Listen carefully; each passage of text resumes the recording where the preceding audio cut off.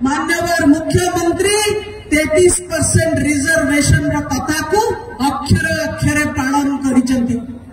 Bharatiya Janata party वाला भारी छाती टेकी कहते जे मोदी आनिले 33%। हाँ सत कथा मोदी आनिले 33%, किंतु तबे कौन कल आज भारतीय जनता पार्टी ओडिशा प्रदेश जो शाखा रही मात्र 7% महिला को टिकेट मिली निर्वाचन में, मात्र 7%। से 7% देला बेल को माननीय मुख्यमंत्री 33% मां मान को सम्मानित कर माननीय मुख्यमंत्री 33% रिजर्वेशन कथा को अक्षर अक्षर पालन करिसेंती। भारतीय जनता पार्टी वाला भारी छाती टेकी कहते जे मोदी आनिले 33%।